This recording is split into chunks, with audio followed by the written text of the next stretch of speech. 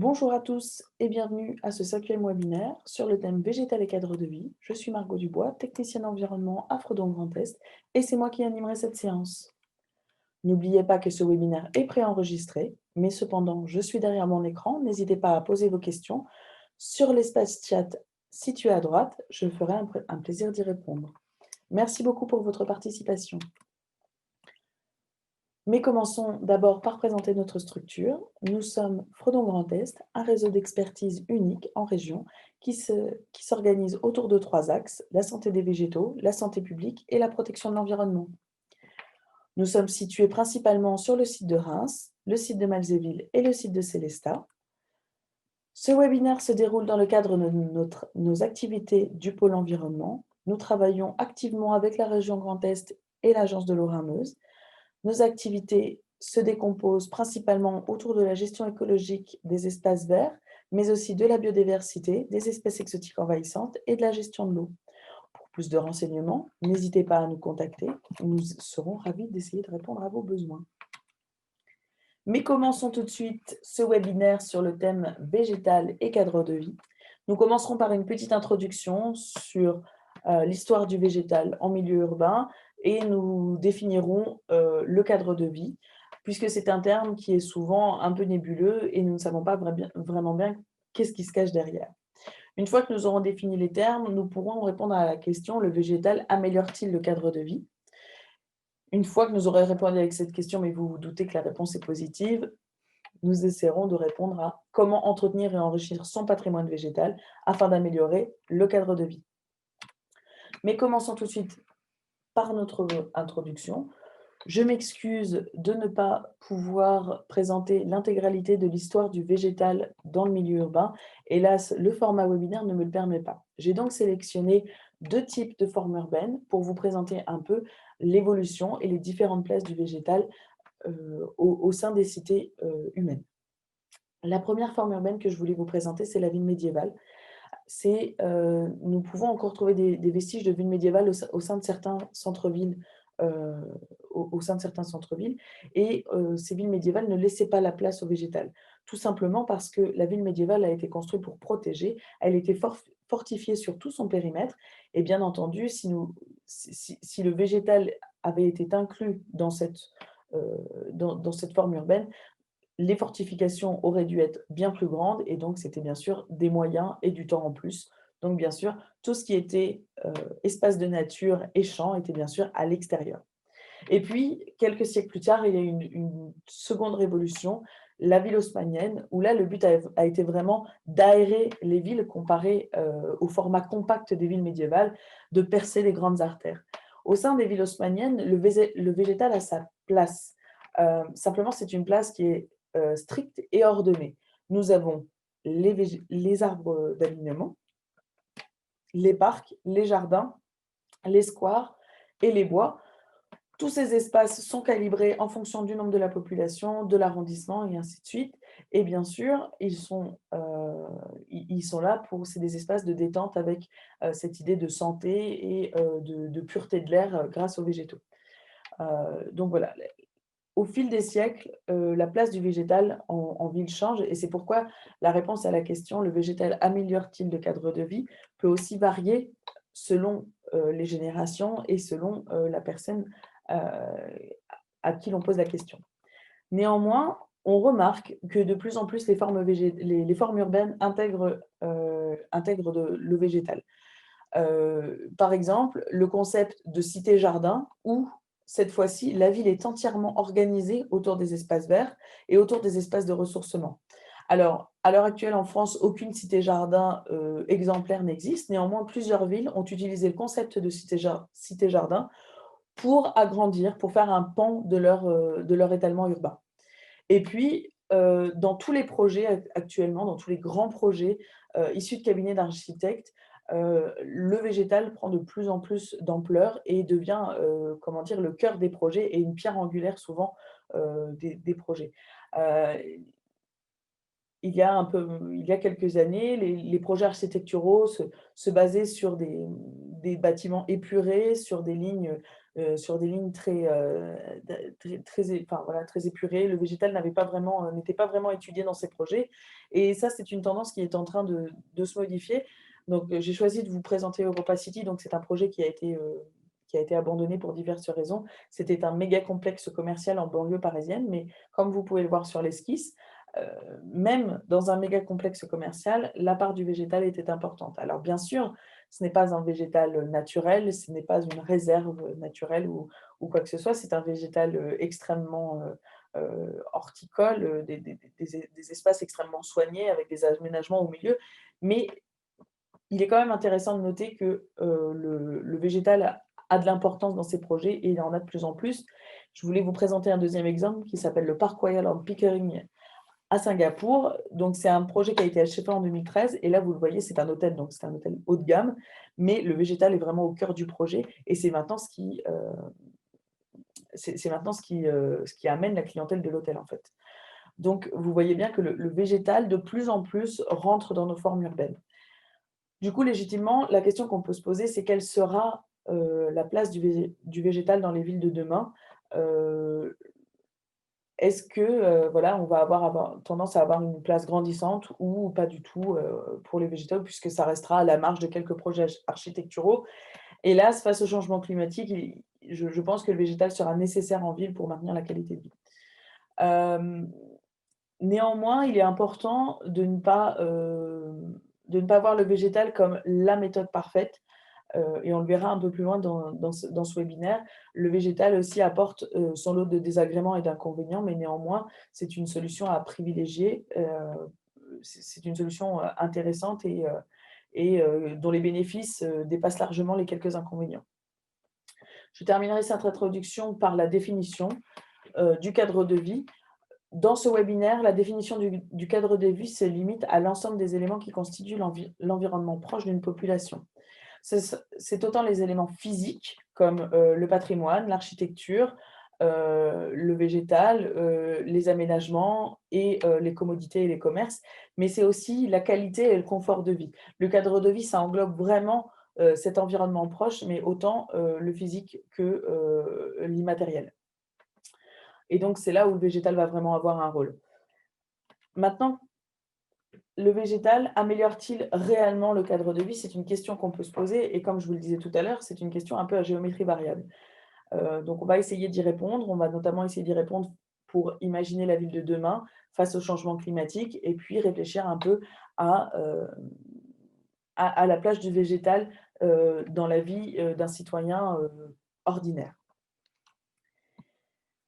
En créant ce webinaire, je me suis déjà, posé la question de savoir: le végétal est-il nécessaire au bien-être des humains, en général? Est-ce qu'un humain peut vivre sans végétal? Alors, sans prendre en compte toute la partie alimentation, évidemment, mais, déjà dans cette partie physique et puis, du coup, j'ai eu 2 réflexions me sont arrivées dans la tête. La première, ça a été de me dire, la majorité des Français ont des plantes d'intérieur, c'est-à-dire des végétaux qui sont, comment dire? Déracinés, qui ne peuvent pas être autonomes, à qui on doit sans cesse apporter de l'engrais, les rempoter, les tailler, qui nous demandent beaucoup de temps, mais qui sont nécessaires et enfin, alors je fais partie de ces personnes-là, mais voilà. Je pense que déjà penser au fait qu'on a des plantes d'intérieur qui nous prennent du temps, mais qui sont nécessaires à notre bien-être, c'est un pas important dans est-ce que le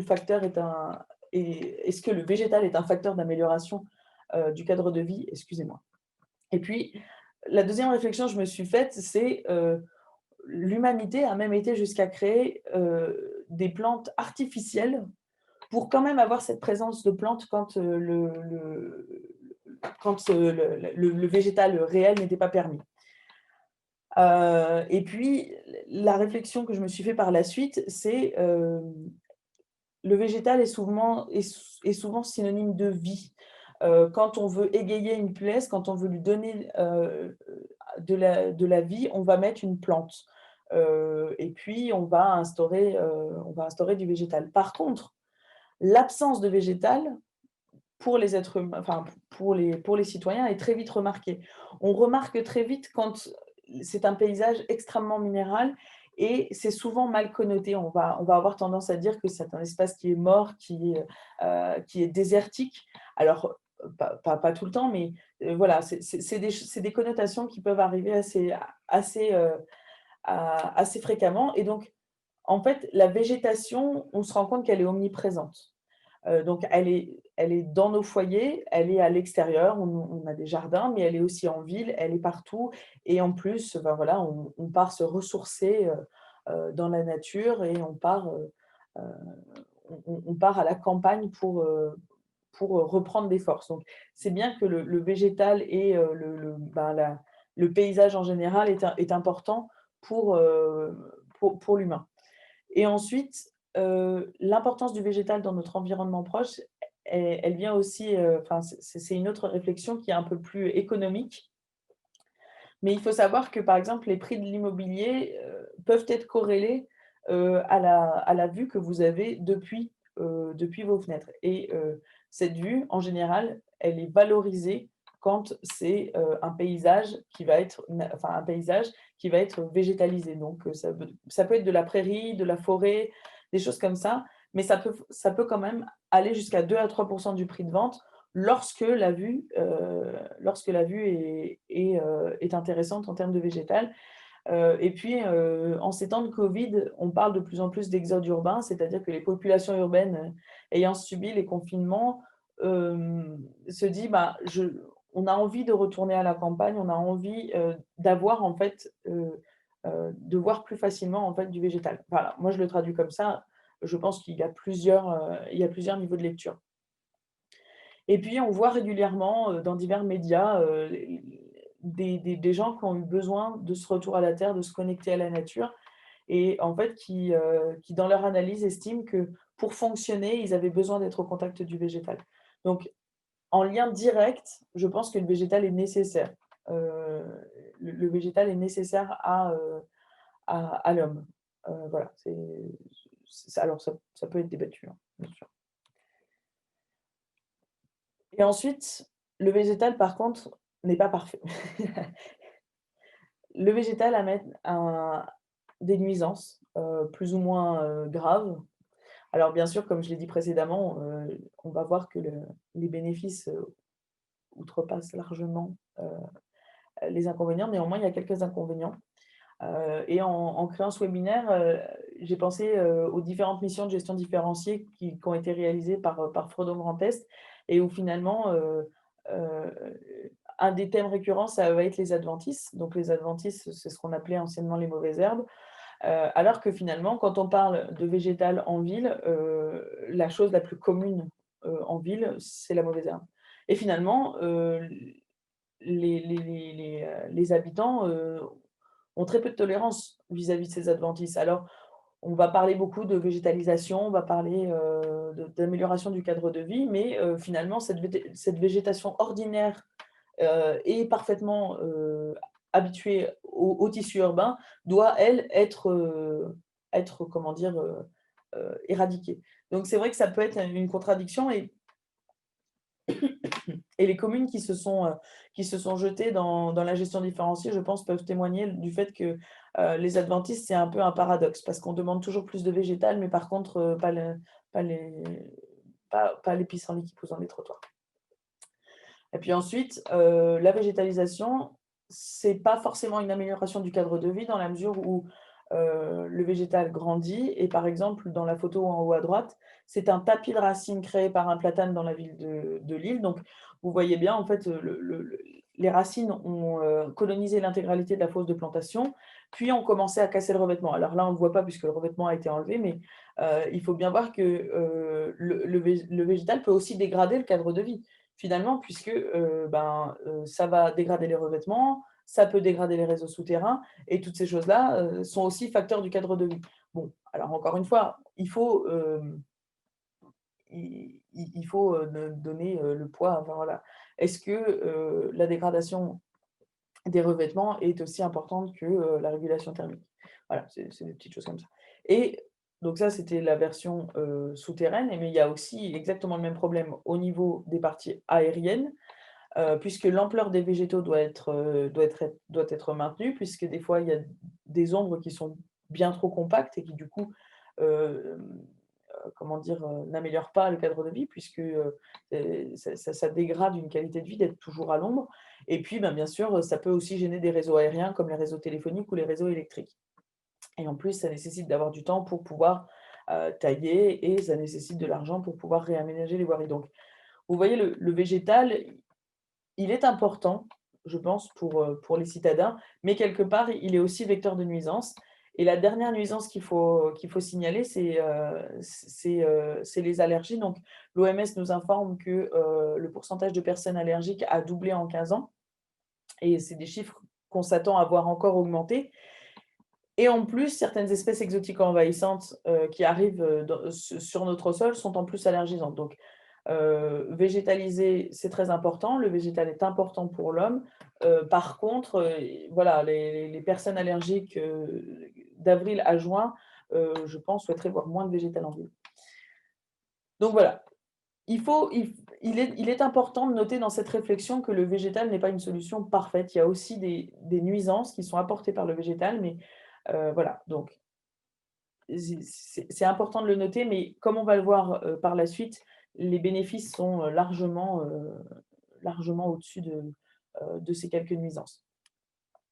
Donc voilà. Le végétal, sa principale contribution au cadre de vie, elle est indirecte. C'est-à-dire que voir des végétaux, c'est important, mais finalement, la végétation ordinaire, n'est plus remarquée. Donc finalement, on pourrait se dire que, voilà, une haie de cotonéaster ou une haie de troène, est-ce que ça contribue vraiment au cadre de vie dans la mesure où les gens sont tellement habitués à la voir que bon, bah, finalement, on l'enlèverait, ça ne changerait peut-être pas grand-chose. Mais là où le végétal va vraiment avoir un intérêt dans le cadre de vie, dans la qualité et le confort de la vie en ville, ça va être, en tant que régulateur. Face au changement climatique, on s'aperçoit que les villes créent ce qu'on appelle des îlots de chaleur urbains, c'est-à-dire la forme de la ville, les revêtements utilisés et les couleurs font que les tissus urbains sont plus chauds que des tissus ruraux périphériques. Par contre, on s'aperçoit dans ces îlots de chaleur urbains, quand on fait des mesures de température, que là où il y a du végétal, l'îlot de chaleur urbain est moindre, voire inexistant. Et donc ça s'explique par un phénomène très simple, d'évapotranspiration, et c'est ce que nous explique la photo en bas à droite. Vous remarquez que sur un macadam ou par une journée de canicule, le macadam va emmagasiner la chaleur et va du coup monter en température. Donc là, on arrive à 74 degrés.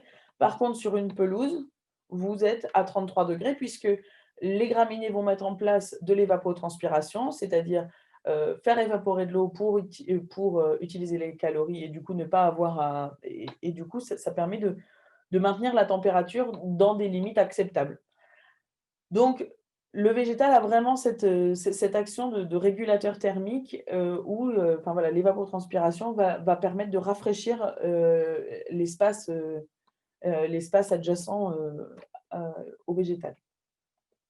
Ensuite, il y a le, le rôle de régulateur hydraulique. Alors là, ça ne va pas être directement en centre-ville, ça ne va pas être directement dans les centres-bourgs, quoiqu'il y a aussi des régulateurs hydrauliques, voilà, des zones humides dans les centres-villes. Il y en a aussi à l'extérieur. Donc ces zones humides, c'est des écosystèmes, hein. Cette fois-ci, ça ne va pas être juste le végétal, mais ça va être le végétal plus son substrat.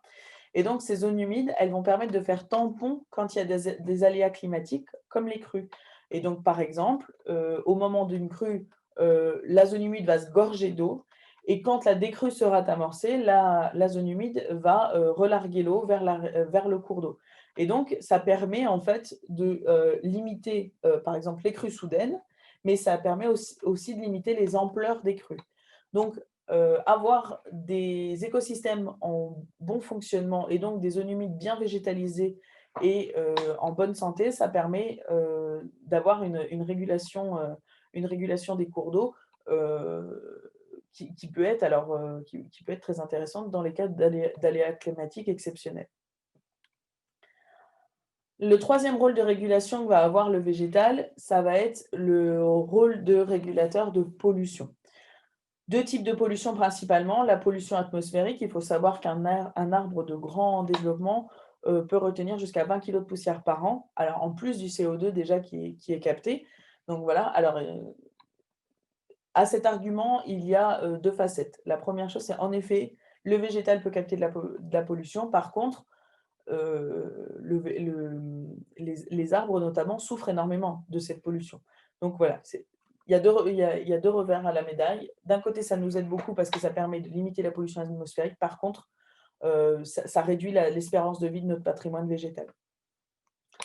Et ensuite, il y a, la réduction de la pollution sonore. Alors ça, c'est surtout pour les murs végétalisés, puisqu'en fait, le mur va pouvoir absorber les vibrations et donc du coup, la pollution sonore va être limitée.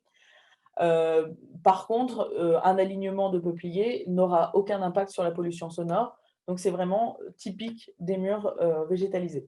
Néanmoins, le végétal a aussi un intérêt dans la régulation de cette pollution. Donc, on voit bien que le végétal, de manière physique et esthétique, est nécessaire à l'homme, mais il est aussi, il contribue aussi au cadre de vie de par, sa contribution au confort de la qualité de vie, au confort et à la qualité de vie en ville.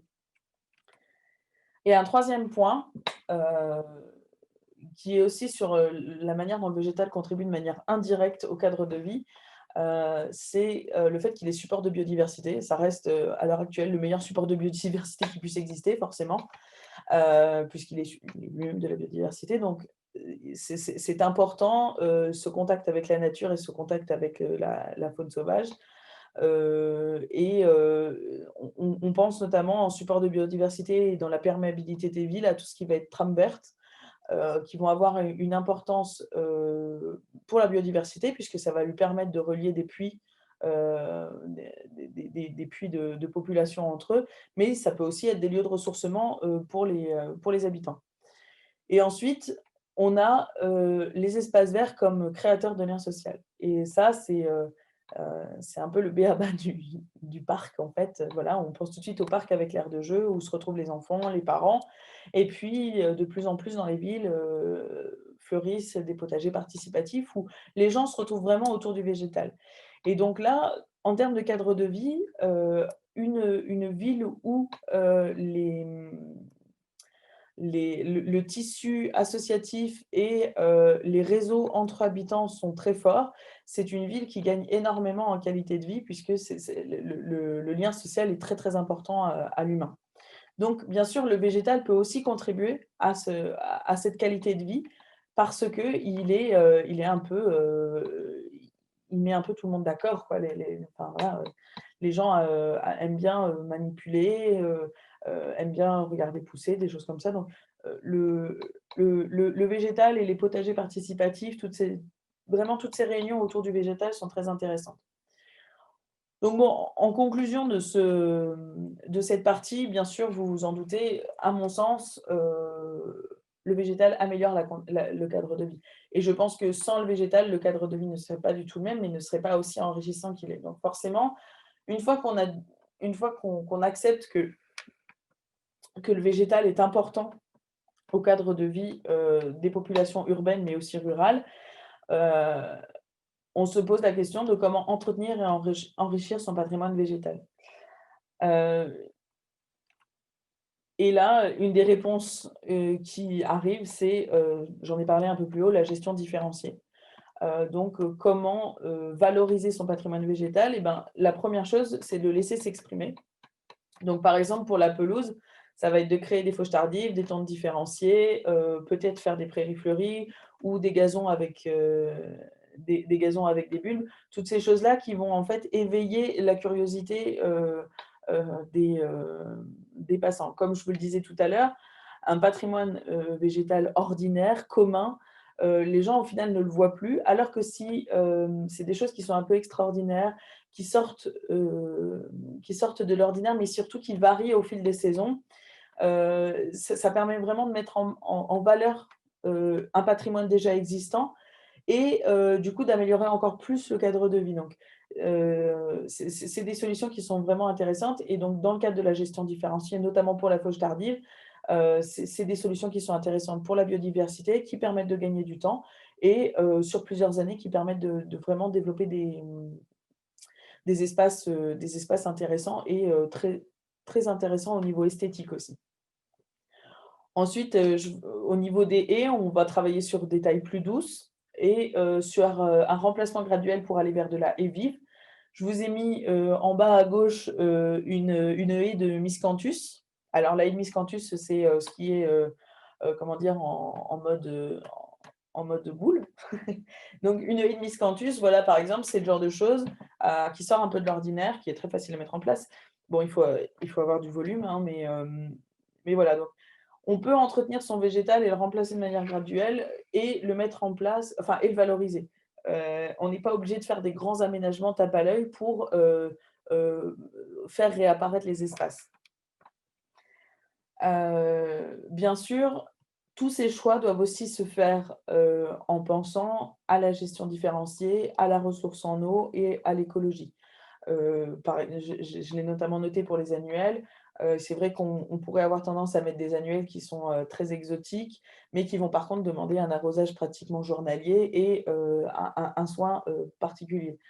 Heu, Certes, ça serait une mise en valeur du patrimoine, mais par contre, c'est des actions qui sont difficiles à mener dans le temps puisqu'elles sont très chronophages et elles demandent énormément de ressources. Ensuite, sur les arbres, on peut travailler avec des tailles douces et des tailles de reformation qui vont permettre, aux arbres de retrouver un port naturel et donc, d'améliorer la longévité. Donc ça, c'est vraiment pour l'aspect entretien pur et dur.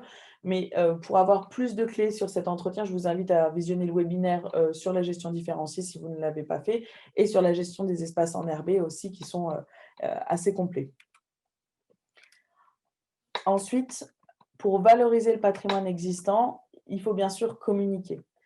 Alors communiquer à l'aide de panneaux, à l'aide de choses comme ça, c'est des choses qu'on fait beaucoup dans la gestion différenciée, mais vraiment pour valoriser un patrimoine végétal en améliorant le cadre de vie, je pense qu'il est important de rendre le végétal ludique.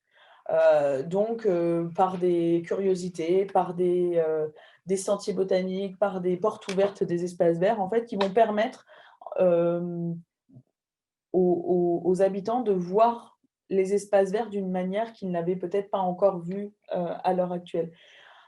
La majorité des espaces verts en commune, c'est des espaces qui sont des espaces de passage. Les gens, alors il y a des lieux de ressourcement, mais voilà, et c'est des haies, c'est des alignements et finalement, si on commence à changer des choses en mettant des alors, par exemple, ce qui marche très bien, c'est, les gangs de tricoteuses qui tricotent autour des arbres. Alors, c'est pas vraiment, sur du enfin, c'est pas vraiment travailler sur le végétal, mais par contre, tout de suite, vous vous dites: «Ah oui, c'est vrai qu'il y a un alignement là. Ah bah, c'est marrant», enfin voilà. Ça permet aussi de le faire revivre parce que les gens ont tendance, dans des lieux de passage, à voir le lieu dans son ensemble sans penser au patrimoine végétal qui est pourtant super intéressant. Un autre point qui est important, ça va être la formation des agents. C'est toujours pareil pour mettre en valeur et pour entretenir au mieux son patrimoine végétal, c'est important d'avoir des agents qui sont formés et qui, font une veille technique qui est très importante et donc qui permettent, enfin voilà, d'avoir toujours des innovations au sein des espaces verts. Ensuite, pour développer son patrimoine, végétal,